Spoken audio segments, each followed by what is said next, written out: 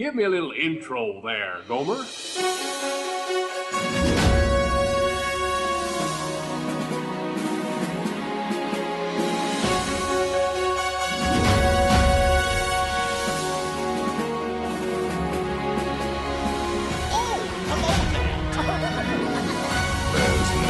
turning back now.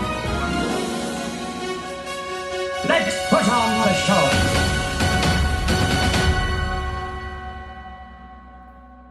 You're listening to the Station 71 podcast. My name is Mario, and this week I'm joined by my co-hosts, Beth, Brian, and Kirsten. So we're going to take a break from our Walt biography to talk about some best and worst this week. I feel like whenever we get to do these, it's kind of like, this is going to sound mean, but a chance to bash on Disney. Well, we're doing best and worst, so we do get to throw some compliments out there too. That's fair. Yeah. So we have best and worst sightlines, best and worst land transitions, and then we also have most out of place park elements in a land or park. I guess, which one do you guys want to start with? Because I don't know. We could just start at Start at the top and work down. Yeah, sure. Yeah, So start with worst and go to best. sure. Yeah, let's end on a positive note. There we go.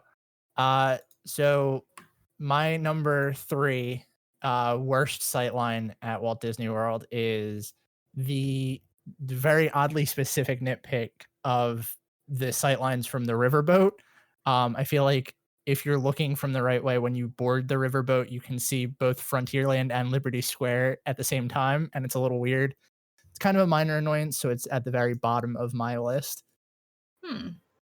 Should I be embarrassed that I've never ridden the riverboat? Yes. I think I've only ridden it once, but I would definitely recommend it. It's a fun little It's ride. like one of those things where I'm like, oh, I need to do that, but like it just never happens. It's a nice, relaxing thing to do. Yeah, I feel like a lot of people don't realize that you actually pass stuff that you can't see otherwise. I mean, you're not going to get off of it being like, that was incredible and everything. Right. Nice. Yeah. to think. And if it makes you feel any better, I hadn't been on it since like, I don't know, one of our early Disney trips. But we rode it the last time. Like, that was a fun little ride. I don't think I have any desire to do it like immediately again, but it was fun. So I only had 2 for this.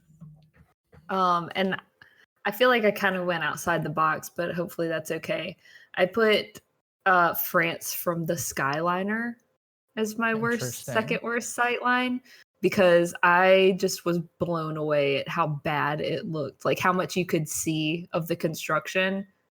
And I don't really know if there's a solution to that until they finish construction, but I don't know. It just really rubbed me the wrong way. I was like, this does not look good at all. Weird And flex that view you've is- already ridden the Skyliner, but okay. Sorry. I actually have a screenshot that I took from a video that I'm going to send you guys. That view is really bad from the Epcot area resorts to that walkway in. I don't think there's anything that they can do to cover that up, but like just the back half of France right now looks awful. Yeah, it like reminded me of Disney Quest, like how little they cared of like what you could see. Yeah, there's really no way they're going to be able to cover that up. I mean, you come right over the top of it. Even if they plant trees, once you come over the trees, you're going to see all that. Man. I feel like that was poor foresight. I don't know I what feel they like could have done. They probably didn't expect it to take as long as it has been either. Do they ever True. expect anything to take as long as it takes? I mean, you're not wrong.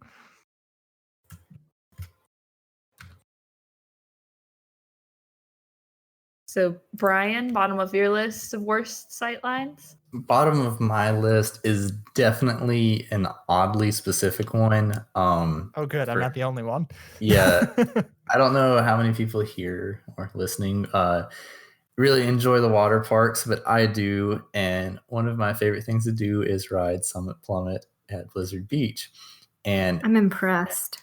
I was about to say, one of your favorite things. Everyone else is like, I wrote it once and I'm never writing it again. It's like Tower of Terror because those are probably the only two things that like I get legitimately scared about riding when I go to the parks.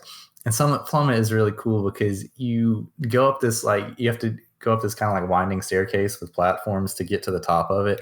And especially if there's a line, like every time you take a stop, it's like you just realize, oh God, I'm higher than I was before, and it like really helps build it up. But when you get to the top, you also have this perfect view of the backside of Expedition Everest, and it looks just absolutely terrible. I'm sure you've seen pictures of what the backside of it looks like, and you can still see that perfectly from Summit Plummet. Dang. Another reason for me not to ride Summit Plummet. You should still ride it. Oh my gosh, that literally makes my stomach turn thinking about riding that. And I'm a pretty big adrenaline junkie, but that just seems like too much. Yeah, I am one too, and it's like I want to ride it. I've just never been able to get up the guts and also I feel like it's harder for girls to ride that kind of stuff. Like. I mean, Yeah. I don't want to wear an ugly one piece just for one ride. But I also don't want to, expose yourself to the world. End up with no clothes on. Yeah. I will say going down it is kind of a violent experience. Oh gosh. See, that doesn't make me feel better. I was going to say, are you really trying to sell this attraction to anyone here? Because that's not how you do it. Yeah, I don't know. It's kind of weird, not just like how fast you're moving down it, but you kind of like bounce side to side too, and kind of feels like you've been punched in the shoulders a little bit by the time you get to the bottom. Oh, good. Really makes me want to ride, Brian. Also, body slides have just always weirded me out. Like, I'm always worried that I'm going to get like a huge, like a carpet burn, but on like a slide. Like my whole body is just going to be one giant like slide burn. Yeah. Yeah. I don't know. I think my idea of fun adrenaline is like feeling like I'm strapped into something, and the idea of not being strapped into anything. Like, I know how gravity works and that I'm not going to go flying out the top of this tube, like slide thing, but I don't know. The thought still creeps in. Oh. So Kirsten, did you have one for? Oh yeah, Number 3? I have. Are we going one by one, or are we doing all of them at once? One by one. Okay, I didn't put mine in any particular order. I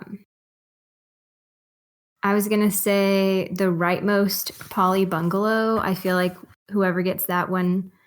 I mean, first of all, I think those things are kind of dumb anyway, but we'll get to that later in the list. But like the one on the right that's closest to the ferry, like how irritating would that be if that's your view from one of your windows? Is that hideous ferry stop? I mean, talk about like no sense of immersion whatsoever. So I've never been there. I've never seen the Sightline, but I already know I wouldn't like it. Yeah. I can agree with that. And it's weird that they decided to put one right there, because it's like, talk about spending all this money to have like an awful experience. I would be pissed if I spent that much money and I ended up with that bungalow. Right. It's like you spend all this money and then you go out to your pool and everybody can see you, or your private hot tub, whatever is out there. And you all have all these people just watching you from the ferry. I mean, maybe there are people that are into that. Problems. So my number 2, and this is one I've complained about before, is the view of Galaxy's Edge from Slinky Dog Dash. I think that's just, it's a shame that they decided to leave that so open. Because like if you're coming down on one of the hills, you can see directly into there. And I talked about that because I talked about the view of the construction from Slinky Dog Dash before. And like, it was so weird seeing them building Galaxy's Edge while I was on this roller coaster, because that immediately took me out of the ride, and I was like, I want to see what's going on over there. Like, I don't know. It just it kind of in a way ruined the ride the first time I rode it for me, which is like, it sounds so entitled to say. No, and Beth, not to skip you, but similarly, mine was being able to see Slinky Dog Dash from Galaxy's Edge. So That's actually really funny because I thought about putting seeing Star Wars Galaxy's Edge from Slinky Dog on my list, but I thought it was too similar to my number one, which is driving behind Galaxy's Edge. oh yes. Which and that's on mine. it's like normally I wouldn't say like some behind the scenes stuff unless it's like easily accessible, which is why I put the Skyliner thing. But that is like, you almost have to drive by it, like if you're on the road. And actually, I took a screenshot of this too, just in case you guys wanted to look at it with me. But just like seeing that, just driving down the road randomly, like not even trying to be backstage, because you're not backstage, you're on World Drive, I think. My favorite is the mountains that are attached by a That's rock. the worst. Yes, it's such bad show. They It's could have terrible. put something around the base of it, so at least you weren't just seeing the poles sticking up, you know? I mean, just stick that into the building or something. Build the building 5 feet higher so you don't see that. I feel like we need to post this picture on the Instagram or something whenever this episode Oh, goes yeah, out, we so do. other people can see it. But I actually had that on Out of Place Elements, but yeah. And Will was like, well, that doesn't count. And I was like, yes, it does. It's terrible. Oh, it absolutely And does. I feel like they can definitely afford to buy old growth trees and plant them. Yeah, So for sure. there's really no excuse. Like they should plant something there and not little dinky trees that are going to take 20 years to grow. You know, or at least, you know, when Pandora first opened, was that you could kind of see some of the building behind it too from the parking lot, but they already had trees that were growing up, and you could tell like, oh, in a couple of years you won't be able to see that at all. Yeah, but this is open. Like that's the thing that kills me. Yeah, I know, that's what I'm saying. There's like nothing here. They haven't even taken an effort to hide it or showing that they're ever going to take an effort. Yeah. Awful. All right, so we skipped. I did my number 2. Brian did your number 2. Beth, did you do your number 2? I think you did your number 1, right? Yeah, well, I only had 2. Oh, okay. Do you have one for number 2, Kirsten?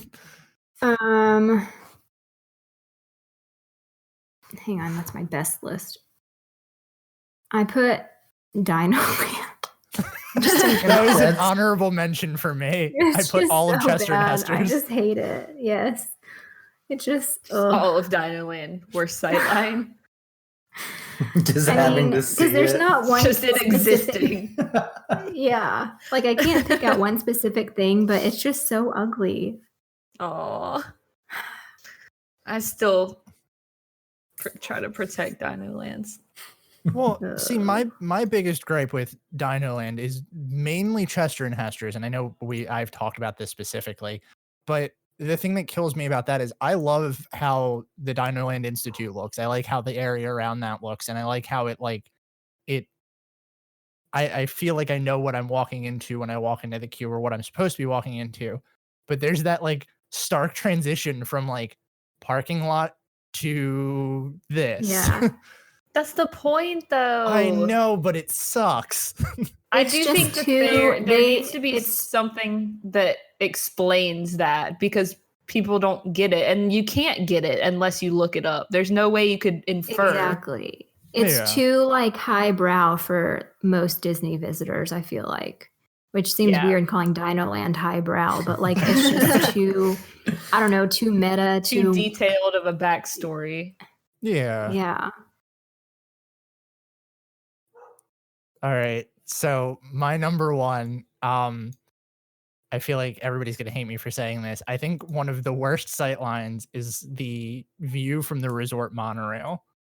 Whoa. I actually, Hot take. I think I really hate how there are certain sections of the resort monorail where it's just like trees, and it's just, it's hard to explain this because to me, it's like it's really cool when you're pulling up through the resorts and you're getting close to them.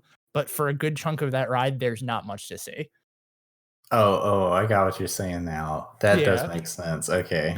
Yeah. And I for me, it just feels like that's the hot ticket transportation. I think that like they could have not that I'm asking for them to do something better because that feels like they're just developing land to develop land at that point. But it just feels weird that like there's this big chunk of time where there's just like nothing. Yeah. Well, and there's supposed to be more resorts there, but there's too many sinkholes. Yep. So I feel like that's part of it is like if they can't build a resort, nothing else is easy to build. Yeah, that makes sense. But I don't know. I much prefer the ferry. I feel like there's nothing better than a really pretty sunshiny day and taking the ferry out over like at 8:30 in the morning with a nice breeze. That totally gets me in the Magic Kingdom mood. I think that also has like a big weight on why I feel the way I feel about the view of the resort monorail because the ferry is such a nice view that like in comparison it's like night and day. Man, we have very, very dissimilar opinions about the ferry. Or as I like to call it, the Disney World cattle simulator. Because every time I get on there, it's because the monorail shut down and I have to get crammed with as many people as possible will fit on that. Well, the trick is you just make sure you're the very first person to get on, and then you run to the other side, and then you're right at the rope, and then you just stand there and enjoy the view. So you're just doing it wrong. I guess so.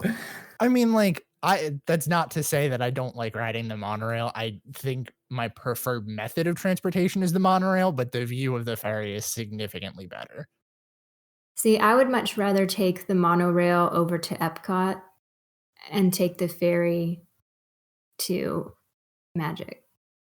Oh, well, I'll talk about You'd that a rather little bit take later. the monorail to Epcot in its current state or just in general? Just in general. I honestly I haven't been on it in a while. I really have not. I don't think I've been on that. God. I don't know, definitely since Eli was born. Oh wow. That's how I delineate everything now. But yeah, it's been a long time. So my worst, I would say if I'm actually ranking these, then probably the Slink Dog Dash from Galaxy's Edge is my least favorite. But I also want to put a close second on here, which is being able to see Space Mountain from Fantasyland and especially Storybook Circus. I don't know if it bothers me so much just because I feel like they could have planned this out better and pushed Space Mountain somewhere further off, or I don't know. But either way, it really bothers me because I feel like so much of the other stuff is really well done at Magic Kingdom, and this really takes me out of it. That makes sense. At least Space Mountain still kind of has like a little bit of a whimsical look to it. I know it's like more futuristic looking, but yeah. That's I maybe can just see because why. I know what it is. Yeah. You know. So Kirsten, what's your number one worst? Oh, well, I didn't have them in order. If I was doing them in order, I would probably put the Poly Bungalow as worst because it's most specific. The other thing I just wrote was like Liberty Square, just in general. I don't know why. I just don't. And it's partly because like that colonial style and like that whole thing, like people who visit Colonial Williamsburg, that's just totally the opposite of me. And so just like I don't know. The street bothers me. The crooked shutters bother me. I know it's all on purpose. It just drives me crazy. Like, I just wish it was not there. I do really hate how that's whenever you see America the history of America portrayed, it's always that. It's never like cool parts. Like, why can't we do the 20s? You know, like the good 20s. Oh yeah, The current 20s. I had a rant to go into on that later. But or like Laz has suggested before how you could do like a cool like old New York in the 20s for the America Pavilion instead of colonial. Exactly. That would be pretty cool. Yeah. Yeah, that would be pretty cool. But nope, let's all wear our bonnets and aprons. And make butter. Yep. So before we move on to best, my other honorable mention that nobody said was Everest, the climb. If you look backwards, there's a right way to look on Everest. Like I feel like if you look to the right, you can see a lot of Animal Kingdom, and that's really cool. But if you look the other way, it's not as pretty. So I don't that's know if one I've that ever looked. I always look like into Animal Kingdom. So if you look the opposite direction, it's significantly worse. I feel like you can see more than what you're supposed to. I'm gonna make a I also mental have this note on to my do list for that. later. Interesting. So that would move us into the best sight lines. My number 3 for best, I feel like this is another oddly specific one. I like the sight line, and this is totally going to contradict a couple things that I'm going to say later, but I like this sight line of Top of the World Lounge and the observation deck from the Contemporary. I know it's a little weird because it puts a lot of things in a place that don't look very good because you can see all of Magic Kingdom.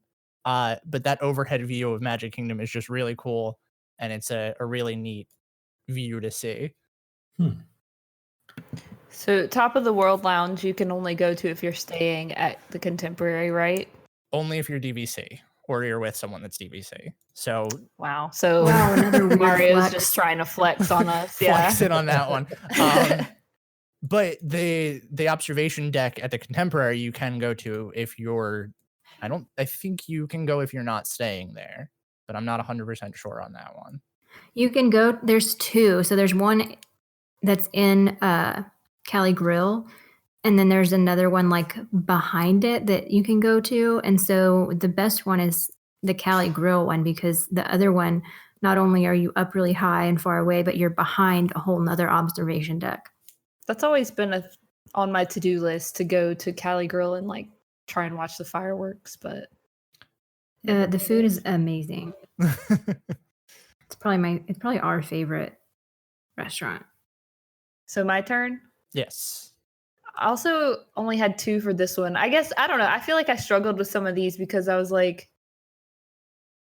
so many were so similar, but we're doing best sightlines now, right? Correct.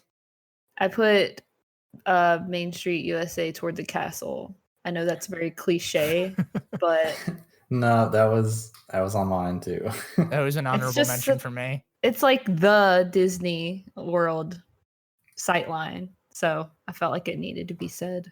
I mean, it's cliche for a reason, though. you Right. know? I mean, the whole design intent behind that was for it to draw you in, and you have this perfect view straight down Main Street. So, Mm-hmm. And we've talked about that, like the curtain view thing, and I think that's one of the coolest design techniques that's used in Magic Kingdom, and actually plenty places around Walt Disney World, where like you don't really see the castle until you're looking right down Main Street, and that's, for lack of a better word, the classic Disney view. Mm-hmm. That's how it made my honorable mentions, because I was like, somebody else is going to put this. Similarly to that, but slightly different, I love being able to see Tower of Terror from the entrance of Hollywood Boulevard. Mm. There's a really good one.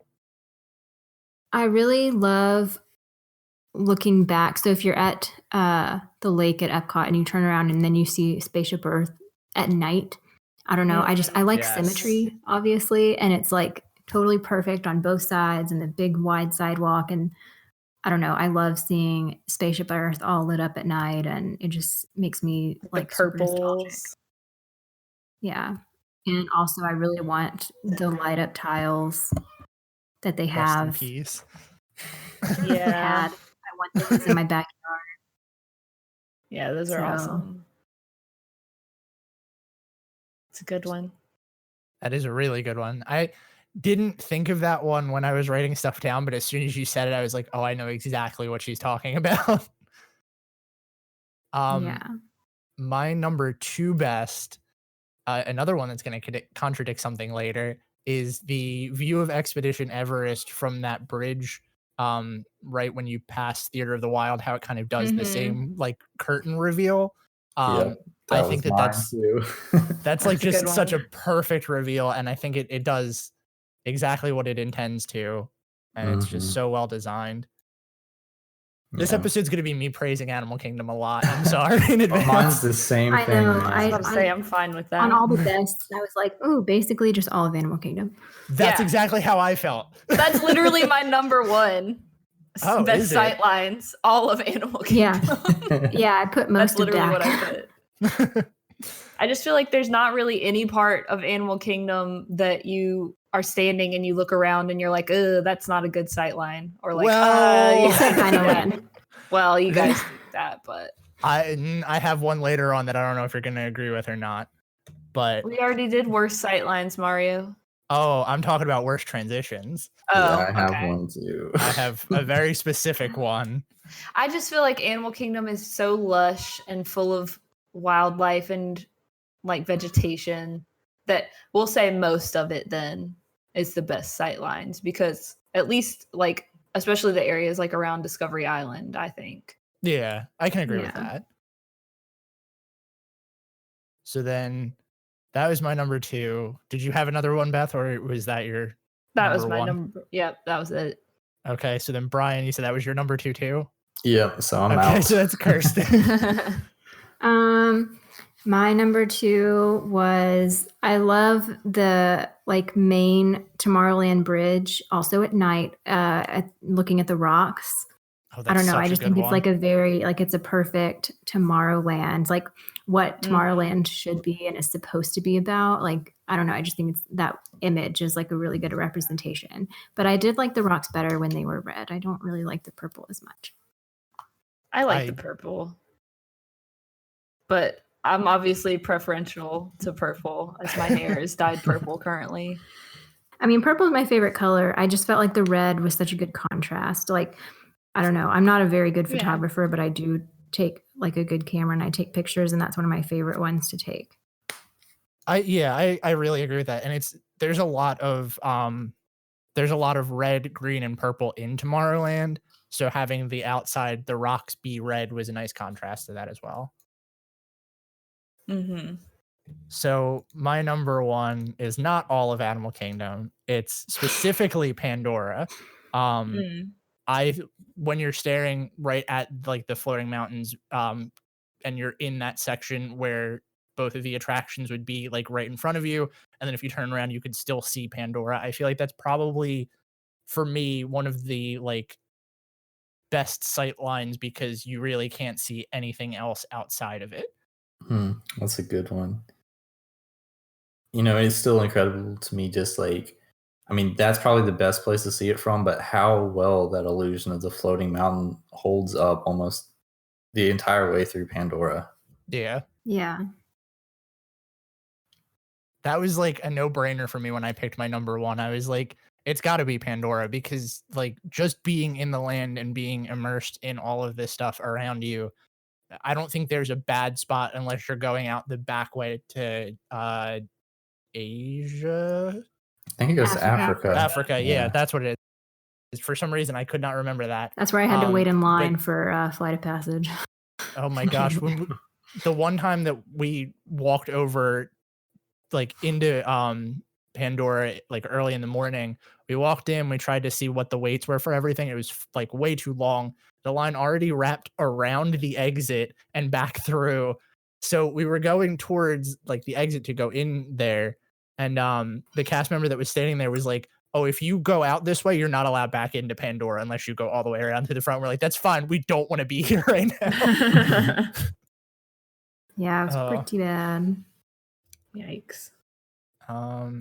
So that would be it for me. Did you have any more, Kirsten? No, I just put most of Dak, especially Pandora, as my number 1. So okay, so now we go to the worst land transitions, which here's my one that I don't know if you're going to agree with, Beth. I think probably lower end of my worst land transitions is Dinoland to Asia, even though I just said that's got the best sight line. Right when you walk by Theater in the Wild, which is a huge eyesore. I love that building. I love Finding Nemo the musical, but that building is awful. You're right. And then to the left is stroller parking. Yeah. It's bad. I can't disagree with you on that.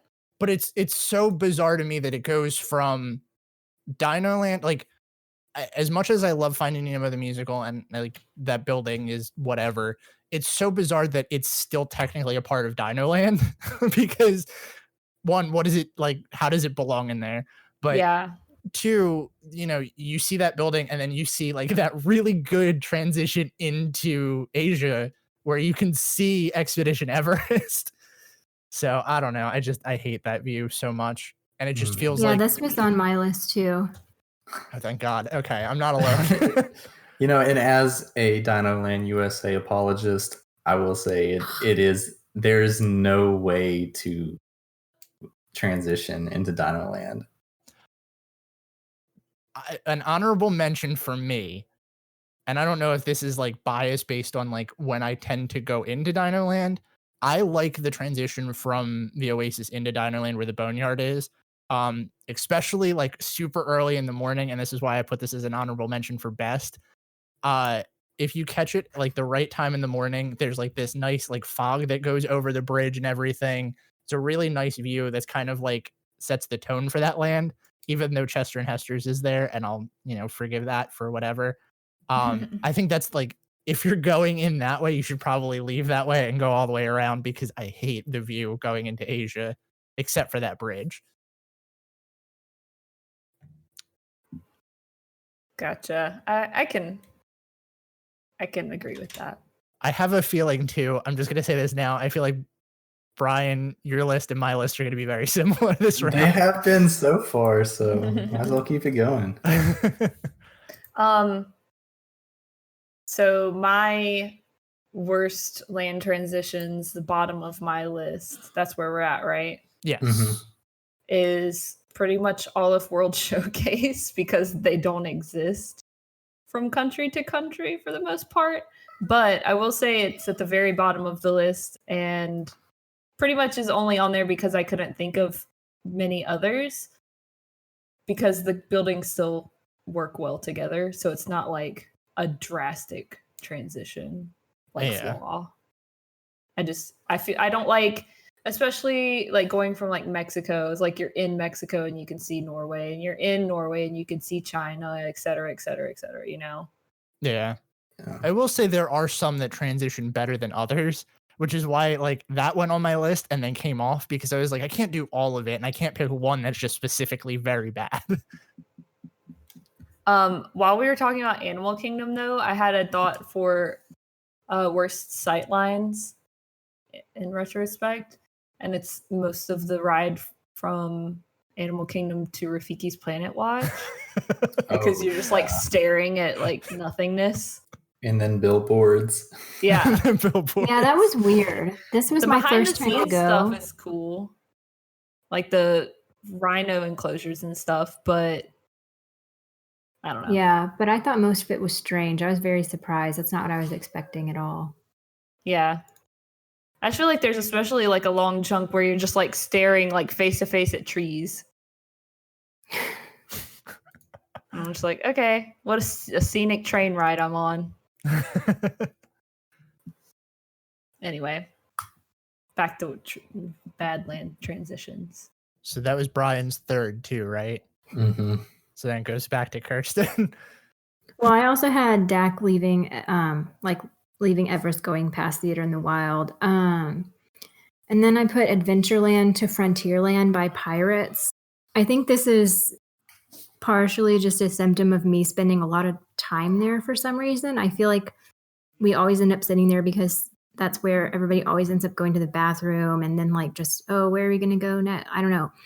And like one day I was standing there and I was just like was stepping back and forth and I was like, this is really terrible. Like the music and then the Frontierland music. But I also really don't like Frontierland style at all. It's that same Liberty Square, like rootin' tootin' Wild West. Like I just, no, thank you. Kirsten doesn't get down with the yeehaw. That's what it is. Exactly. Kirsten. And so I don't know. It's just like, because they're so, like, in a way, they're almost similar, but also I'm just like, I feel like they could have done more here than just put a measly little bridge thingy and then you're in a totally different place. I Yeah. don't know. I feel I'm that also way for a lot biased. of Magic Kingdoms. Like, Yeah. it's like a covered walkway and then you're there. So Yeah. that's a very nice transition into my number 2, which is the hub transition into Tomorrowland, but also New Fantasyland, which is the point where you're walking from the hub to like right past Cosmic Rays, and Merida is on the left. And then if you Yeah. keep walking, the Speedway is on your right, and the teacups are on your left. Mm-hmm. It's just such Yeah. a like poor Where am It's oversight. a I? weird place. It's a It's a weird very- place. It's a very weird place, and it's like such a poor oversight because it's like all of the other walkways into different lands are specific to that land, but that one just like cuts right through the transition, if you will, of that land. Yeah. Well, So you're not gonna guess what mine is, Mario. Is it the But- same one? Not specifically the hub transition, but the Tomorrowland to Fantasyland transition. I knew it. feel- yeah. Our number ones have to be the same. Oh, I'm sure they are.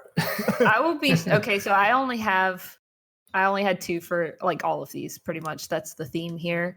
So I'll be shocked if my number 1 isn't everyone's, at least someone's number 1, and it's the transition from Toy Story Land to Galaxy's Edge. Yep, that was my number Or one lack too. thereof, rather. It's literally like, here's dark and gloomy colors, here's bright and fun colors, and you It can is see them very close together if you want. So jarring.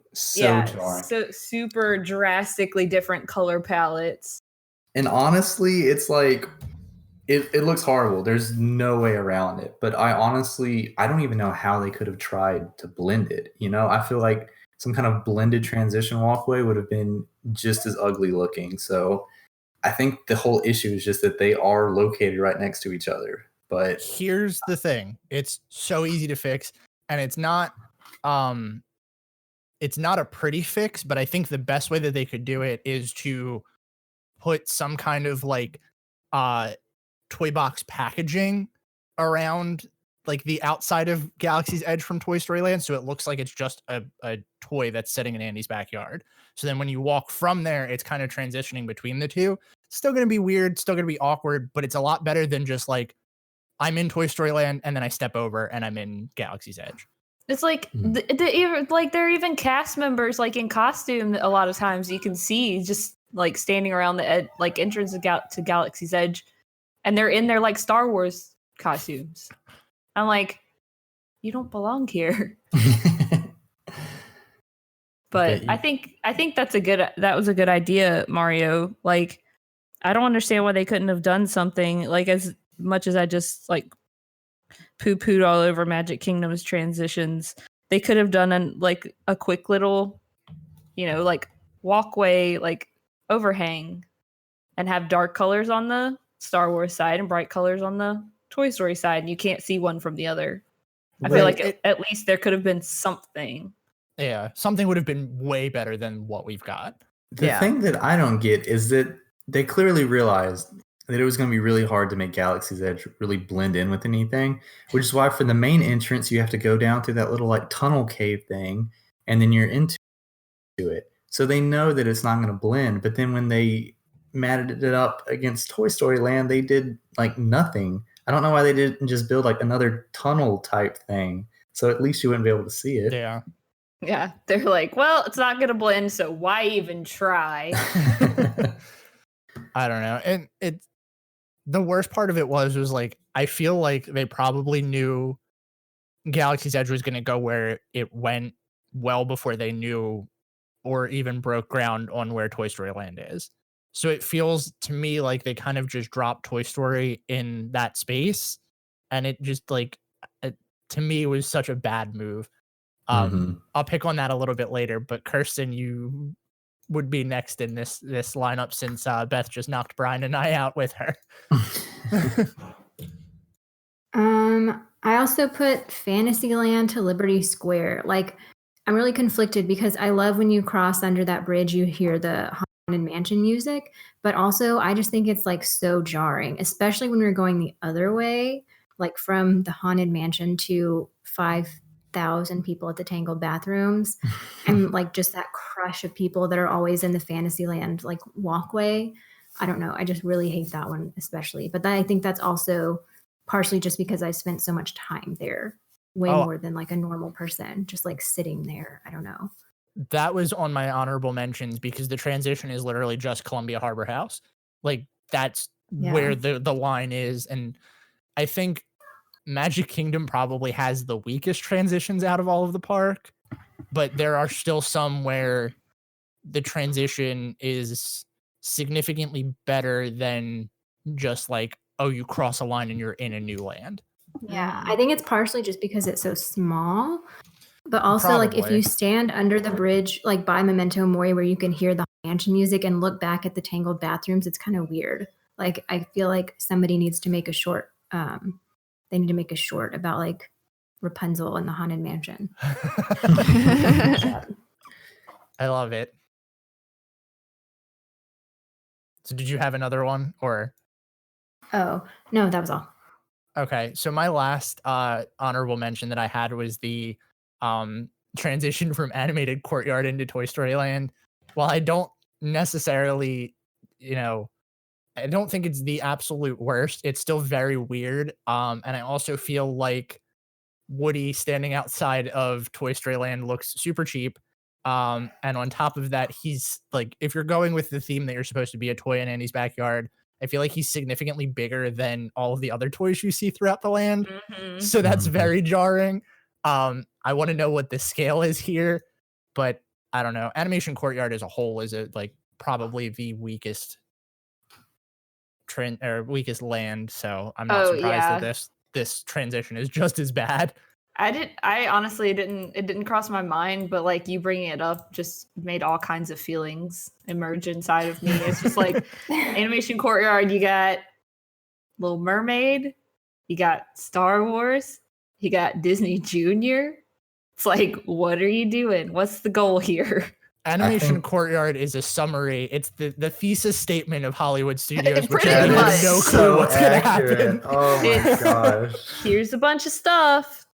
Here are some movies we don't know where to put. Yeah. Please buy the merch. Yes. So that brings us over into the best land transitions, in which I also eat my words because I totally just dunked on Magic Kingdom's land transitions. And my number 3 is the transition from Main Street to Adventureland. I like that little bridge section of a transition where like it kind of gradually eases you into it with the trees and the tiki scenery. That's also on my list. Me too. I love that walkway, and I think that that's probably one of the best transitions from land to land. Yeah. Which is probably why I always go that way. Oh, same. I don't think you can go wrong going right or left into like either side, but I tend to lean more towards like I go left when I go into the parks or when I go into Magic Kingdom. Yeah, I definitely tend to go left. That was my number 3, so Brian. My number 3 is the Africa to Asia transition at Animal Kingdom. That's a good one. I think it does a really good job of blending two pretty distinct looking areas, but it does it really seamlessly. I think it also has kind of an advantage because that walkway is so long between the two lands that they can do it more seamlessly and, slowly. But either way, I think they do a really good job with it. Mm-hmm. That was also on my list. So. We're taking Kirsten out. Yeah. The only other one I have is the International Gateway area, which I feel like is kind of a cop-out, but I just really like it. I think going from the UK to France is done pretty well, but also they have like so much more room than all the other lands. True. And like the bridge, I just think it's like a nice relaxing spot. I think it's kind of one of those places where you can just stop and kind of take a breath in between all the craziness. So yeah. That's a good one. So if you want to talk about maybe a cop out. My number 2 is the transition to Fantasyland by way of the hub, which is essentially walking through Cinderella Castle. I think that it's probably one of the better ones just because the castle fits with the architecture of Fantasyland. So Right. there really is, like, as much as we just talked about the bridge transitions, this is one of those, but it also kind of But it's a actual- castle, so Yeah, it's and- special. Right. And it fits with where you're headed. Everything kind of just like transitions you into there. And I think that that's honestly the way that I want my transitions to be. Yeah, I agree with that. I thought about putting that, but I didn't know if it counted, so I'm glad that you addressed it. For my number 2, I don't know if this is going to be a hot take or not, but I actually really like the transition from Grand Avenue to Galaxy's Edge because you can't see what is inside of the tunnel until you're in it, and then it just like turns into like rocky areas. It reminds me a lot of going into Diagon Alley at Universal because just like it's just long enough to make you feel like you're in a different place. You know, it's funny that I think- didn't realize until like right now. Mm. We've talked before about how Disney took notes on Harry Potter for Star Wars Galaxy's Edge, but that's super evident in the transitions where like one of them is really good and one of them is really bad. Yeah, that's true. They have a distinct way they want you to come into those lands. Yeah, for sure. It's like, so Diagon Alley, you can only get in the one way, right? Or can you get Yeah. another way? Yeah. But then the other side, if you go through like the Hogsmeade, like where the train is, it like is pretty nice. But then isn't the other side Jurassic Park? Yeah, pretty much. You walk in from, I think it is Jurassic Park, but you walk like directly from one land to another. And it's like you walk right around the outside and you see all It's of like the that. castle. Isn't that like big T-Rex like sticking out of the bushes, like right outside the castle? I want to say there's a bridge Pretty that you much. cross over, but like it's close But pretty enough. much, yeah. So that's a really interesting parallel there. Yeah, I will say whenever we went into Diagon Alley, I was just like flabbergasted. Like Mhm. it was better than anything that Disney has done, except for maybe Pandora and like the actual Star Wars land. The transition that you're talking about, I think I'll appreciate it more once we're more used to Star Wars. But whenever I went through it, I was like, oh my God, hurry up, this is taking forever. Which one You down thought the it was ride. too long? I also think it's a symptom of like the crowd. Yeah.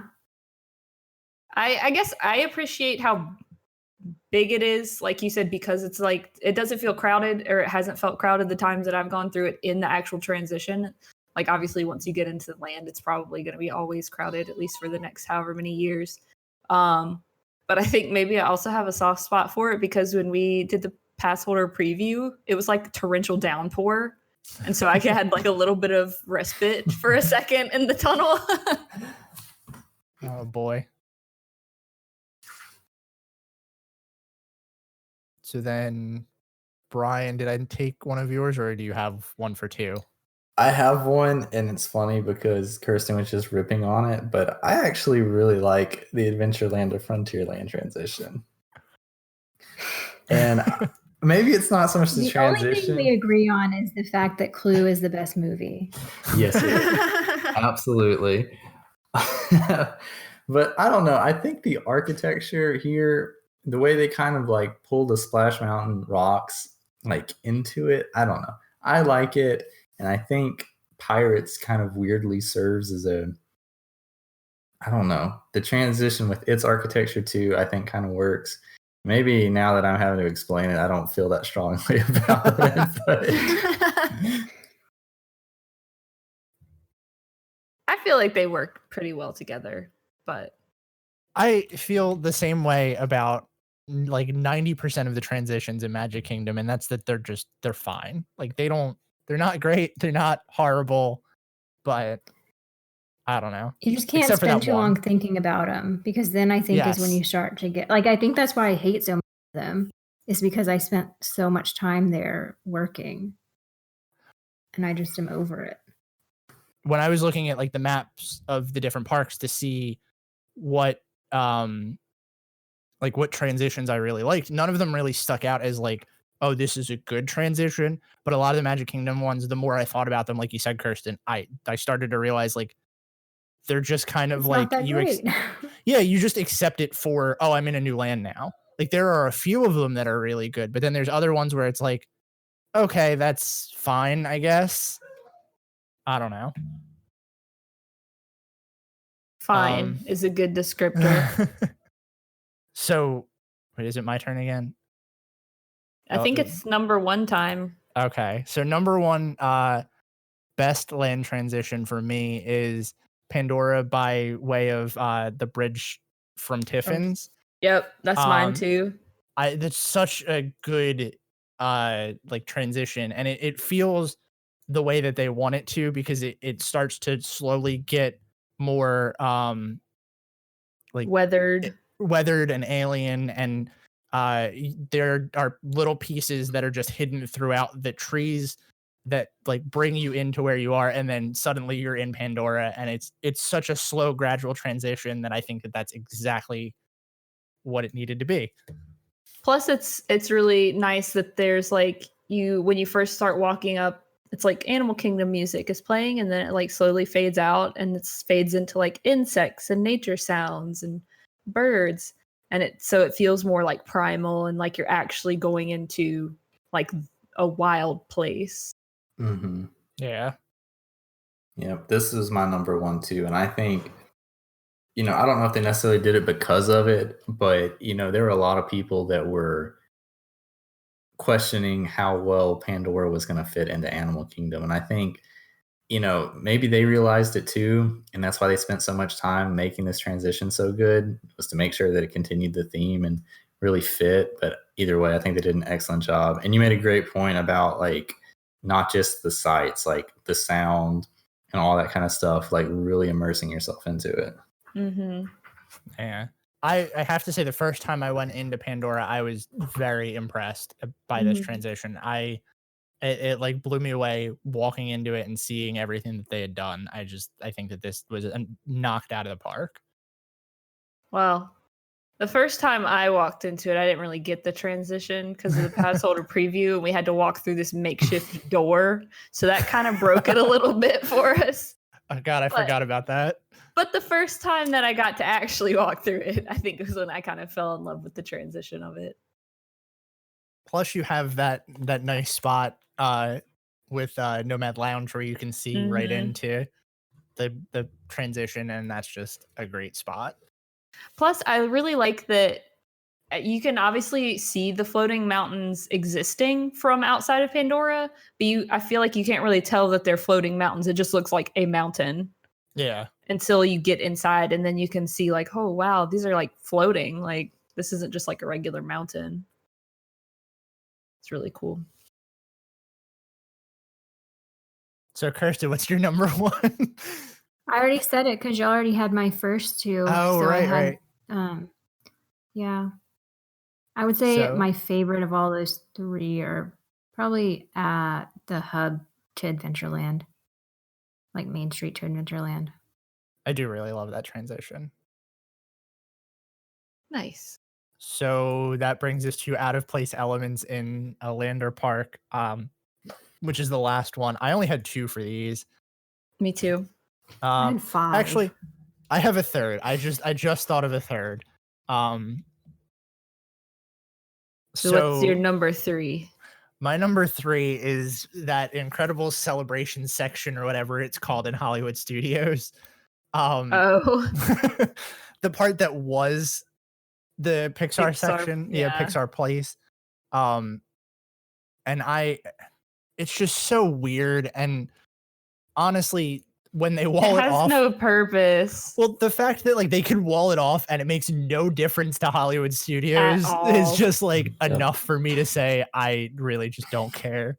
Yeah, I feel like that used to be a pretty cute little area because like that's where the like Toy Story meet and greets were. Do they still have the like It's like completely different from that now, right? They don't have like the little monkey chain thing. Yes Or they and do? no. The buildings are exactly the same. Right. They took down a lot of the overhanging stuff, and it, from what I remember, because we went there during the whatever the Incredible celebration was, if that's not still going on now. But when we went in there, they had a food cart outside, which was where they were selling those big chocolate chip cookies. The Mhm. very back half of the section, which was like just a wall, like a gated wall, so you couldn't go anywhere else, had a little dance party where I think it was Mr. Incredible was there and Miss Incredible was there. I don't know. There was two people there. And then where the Toy Story meet and greet was, it looked like they just threw up some wallpaper and they had an Edna Mode meet and greet in there. Mhm. And that was it. Like the buildings are still exactly the same. The structures are exactly the same, but they just like gutted it and threw Incredibles in. I will say I do like a couple of the little elements that they added, like the Jack laser marks Yeah. in the pavement or whatever.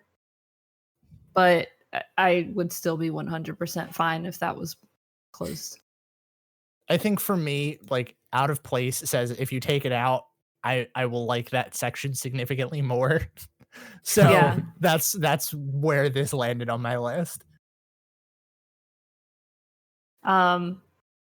So my, I guess, bottom of my list, I only had two, was Tomorrowland gas smell as out That's of a place good one. elements. Yeah. Yep. I know that we've ragged on that enough, so we probably don't need to go into great detail on it other than it sucks. So my number 3, Mm-hmm. I have Goofy's Barnstormer, and I get they didn't want to tear it down after they transitioned away from Toontown, and it kind of made sense when it was in Toontown. But now that the whole area is Storybook Circus, I don't understand why it's still there. Yeah. It does feel It's really the out of great place. Goofy thing now. I don't know. I think it feels fine. Like I don't know. I had this discussion the other day with someone where a lot of people rag on that like little section of New Fantasyland where it's like all built for little kids, but I think it's just like it doesn't hit that demographic that like we fit in, so we can't appreciate it in the way that we should. I just think I don't particularly like Storybook Circus, and part of that probably is it, but I just feel like I don't know. Did any of y'all ride it when it was still Toontown? Yeah. I did. Like I remember, you actually go through the little barn thing with all the like chickens and stuff in there, and it actually like the queue was kind of cool. And now it just feels like a kiddie roller coaster that's stuck there for no reason. Yeah. I haven't ridden it since, so I might not Oh. like it as much riding it It's now. I've ridden it exactly one time. And it's that was baby's enough first for me. roller coaster. That's it. Yeah. That really is Yeah, baby's I'm sure first that'll roller be Eli's coaster. first roller Mhm. coaster. I agree with you though, Brian. I'm not a huge fan of Storybook Circus either, except for Big Top Souvenirs. And I think that roller coaster could go, and I would not lose any sleep over it. I do have a question to propose to you guys, though. At what point do we stop calling it New Fantasyland? That's a good question. Never. Never, yeah. Never. It's just always going to be, even though it came out 6 years ago now. Wasn't Yeah. it I mean, it was 2014? finished. It's been a while. It was finished 7-ish year. I can only remember this because I remember whenever I was working there in building, because we would ride the old Dumbo to look over the construction walls. And then in 2011, at the end of 2012, we went and I was with my roommates and we rode Seven Dwarves, and I think that was the last thing to open, right? So it's I been think 8 Seven years Dwarves now? opened. I'm going to look it up, but I thought it was It might have- 2014. Maybe so. I just remember that it felt like an ending for us because we had worked there and then we were all together and we rode it, and it was just kind of like this sense of completion. It says know. opening date was May 28th, 2014 for Seven Dwarves Okay, Mine Train. so that must have been then. I couldn't remember But- when it was. I just know that I wrote it with them. But yeah. So it's been 6 years since everything it was officially was done. When It's a did the long rest time. of it open? Like a year before that? 2 years? 2 years before that. End of 2012, I think. So is it still New Fantasyland forever? It's always going to be New Fantasyland. And that's honestly, It's that's like just New 'cause, like, York. That's just the name of it. well, I I think feel the like thing I've with just gotten over calling Hollywood MGM. yeah, well, that's the other thing too. Is it's like if Disney never marketed it as New Fantasyland, I think it would have been a True. lot easier because like I don't know, it just feels weird that they were like, oh yeah, this is New Fantasyland. It's like okay, well that's what we're gonna call it now. Mm-hmm. So wait, who was that? Kirsten? Oh, is it my turn? I don't I remember have who that 5. was. I'm gonna No, it's skip the one that Brian. Will put on. Oh, Yeah, wait. it was. Yeah, it's sorry. Started with Goofy's Barn Store. So that's how Yeah. I Okay, got yeah, so that. it is Kirsten's turn. Okay. Well, Star Wars Stuff You Can See from the Road was on there, and also the Polly Bungalows was on there. So I've already kind of said those. Y'all are gonna probably hate me, but I feel like the Imagination Pavilion just doesn't fit in Epcot. Like, I just think that at least with the land and the seas, and when they used to have interventions, like you could kind of see that this is kind of going off of what the whole idea was supposed to be, what Walt wanted, blah, blah, blah. But Mhm. then, like, the imagination, it's just like weird. I mean, like, I love the jumping fountains, they're super cute, but I just feel like it doesn't go there. I don't know. I feel like Imagination for me is what Brian and Beth feel about Chester and Hester's because I appreciate Imagination for what it is because of the history of like what could have been, I guess, and where all of this stuff came from and how it ties into the parts that are there. But if I didn't, I would 100% agree with you. I think the pavilion's beautiful. I think the outside's beautiful, but it's just when you have the land and sea, which are so very obviously coherent, and then Imagination right there, it's a little awkward. Yeah, I can see that. Yeah, me too. So my number 2, I feel like, is also going to be someone's going to hate me for this. And I don't think it's going to be any of you guys. I think it's going to be somebody else online. But Even better. I think, and maybe this kind of ties in with my number 1 too, but I think Gertie is very out of place. Specifically in the fact that she's never open.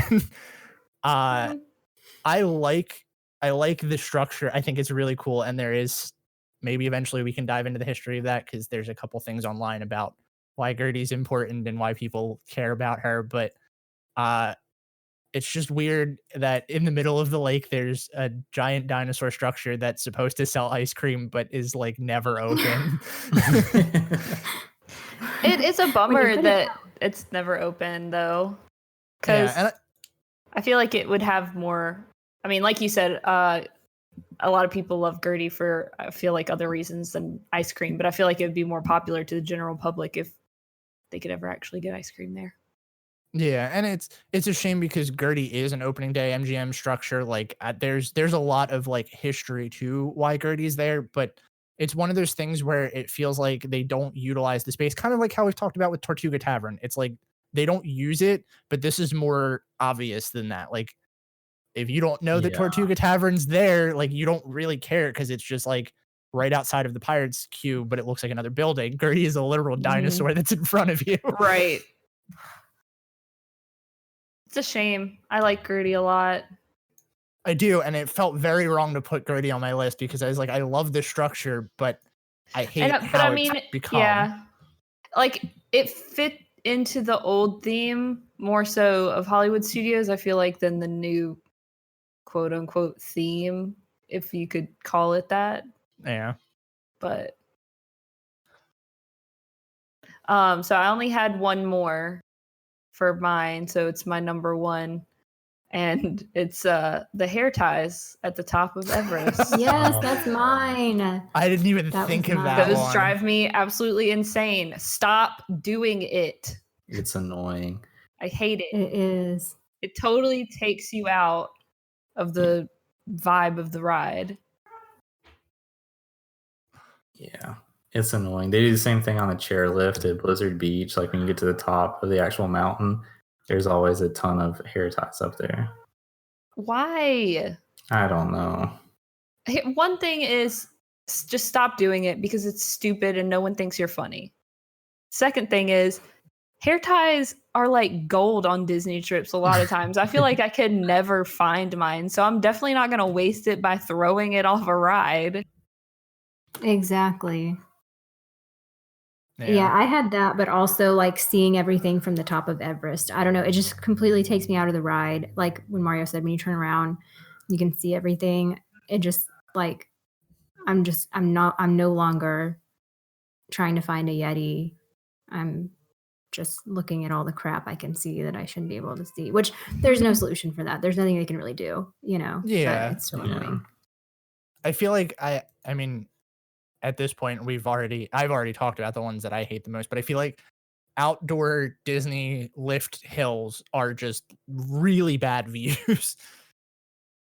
Yeah. So it brings it back to my number one, right? Oh, hang on. I didn't do mine, Oh. did I? Right. No, you did. I said Beauty and the Beast live on stage for my number 2 because Excuse you. Yeah. whether or not you like it, I don't see how you can say it fits on Hollywood Boulevard. It's an doesn't. amphitheater. But it's beauty. I don't know. Okay.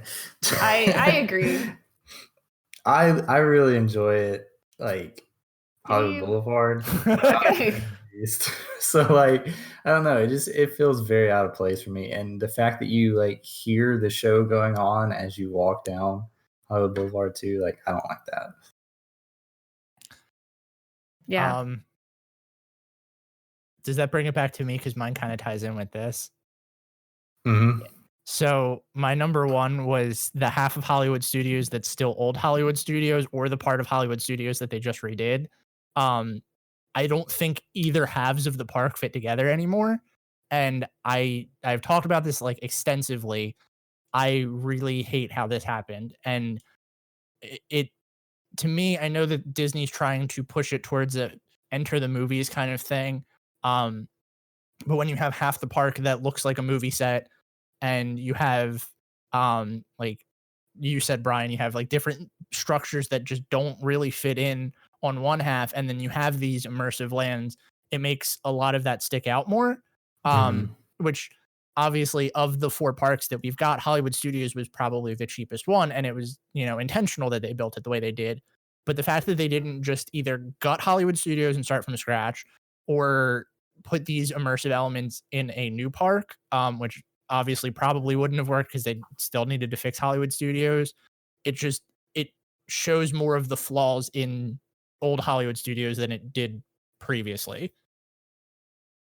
I think it's like just so annoying because I think this is one of the things where way back when, when Walt was still in charge or whatever, whenever they had things that didn't work, like he was like, I don't care how much it costs, start over. Make it happen. Yeah. And like I feel like it's one of those things where it should have been like, okay, this doesn't work anymore, we need to start over. But obviously they're beholden to shareholders now, so they're not going to do that. So you just get stuck with this mishmash of like, so we spent a lot of money on it, but like it's still not right. Well, and the other thing that really the thing that gets me about it is I think Step Into the Movies is such a good like way for Hollywood Studios to go. Unfortunately for that, they have to get rid of, and like this pains me to say, they have to get rid of the stuff that doesn't work with that. So Tower of Terror would probably stay, but Rock and Roller Coaster wouldn't. You can't really keep like the stage shows around. You might maybe, I don't even think Fantasmic would fit in that as much. Like there are so many things that they would have to pull out that are big draw-ins for people. So it's like they can't fully commit to that theme. And it's a shame because now they've moved on from Hollywood Studios. So that's the park that we're stuck with, is a half themed park. Okay, well, I won't make us leave Hollywood Studios then, because I said a commissary. I know. I agree. I don't That think was- it belongs anywhere property, kill but it. it feels so weird. Because to me, I honestly, I mean, the whole theming is it's supposed to be like what a food court or whatever on like a production studio. Yes. Like But that's like, what Backlot like Express craft- is, right? Yeah. It's like that's So- already there.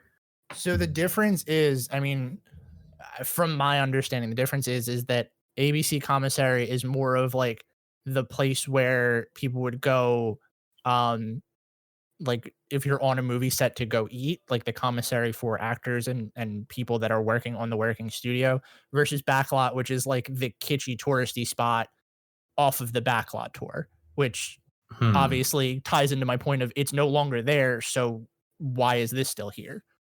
Yeah, I don't know. It's just weird to me that like you've got two restaurants there and like the theming is restaurant, like that's it's kind of it's a little bit too meta for my taste. I mean, fair. Restaurant That's really themed funny. restaurant. That's really funny. I feel like if they are supposed to be the same theme, the ABC Commissary, at least visually, is like where you take like the A-list or like higher list celebrities, and then Backlot Express is where like the crew has to eat because they're not allowed to eat with the celebrities. That's very accurate. But taste-wise, commissary would Taste-wise, not be aware Backlot of is that. much better. Yeah. I'd much rather keep Backlot. I just think that in general, Hollywood Studios has crappy food options. Yeah, Oh, Like the yeah. quick Yeah, service. for sure. it's definitely the worst of. It's definitely like the chicken nugget park. Yep. That should be their new slogan. The chicken. Hollywood Studios, the Chicken Nugget Park. I just want them I love Hollywood Studios. That for the longest time was my favorite park, but I really want them to just say this doesn't work. Let's start over.